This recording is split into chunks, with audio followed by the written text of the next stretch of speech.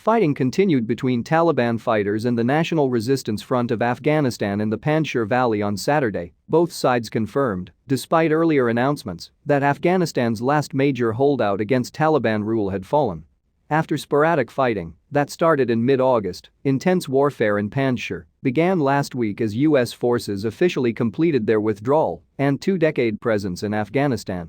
Taliban sources told the media on Friday night that they had seized the mountainous northern region following a multi-pronged attack that started a day earlier.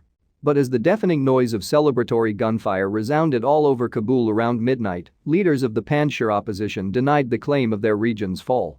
NRFA leaders Ahmad Massoud and Amrullah Saleh, who until the Taliban takeover of Kabul and collapse of the government 2 weeks ago served as Afghanistan's first vice president, took to social media to confirm that they were still in Panjshir. A truck with National Resistance Front markings is seen on a mountaintop near Panjshir Valley, Afghanistan in this still image obtained from an undated video handout. The Taliban also confirmed fighting was continuing. Enamullah Samangani, a member of the group's Cultural Commission, told Arab News that Taliban fighters were making territorial advances in the region. Still, the war is on, our mujahideen are in Panjshir and they are gaining ground. In recent clashes the enemy has suffered massive casualties, he said. Soon we will have good news for the nation, Panjshir will be conquered, and we will have a massive victory.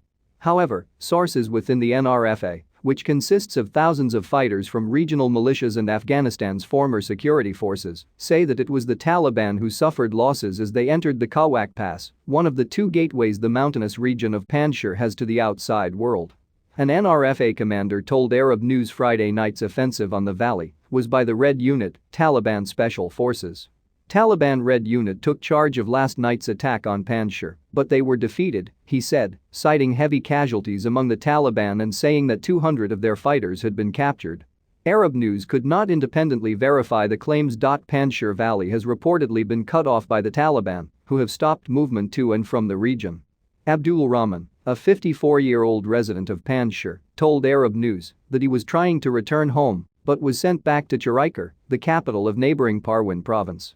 Today we were looking to travel to Panjshir, but we were forced to return from Chiraikar, the center of Parwan, as the Taliban heard that we are traveling to Panjshir, he said.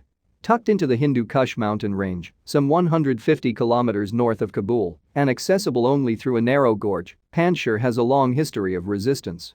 In the 1980s, the late Commander Ahmad Shah Massoud, the father of the current resistance leader Massoud, defended the region from Soviet forces, which managed to seize many other parts of the country. In the 1990s, he led an offensive against the first Taliban regime. He was assassinated in 2001, weeks before the Taliban were ousted by a US-led invasion. Seizing Panjshir would give the Taliban complete control of Afghanistan, something they did not achieve when they first ruled the country between 1996 and 2001.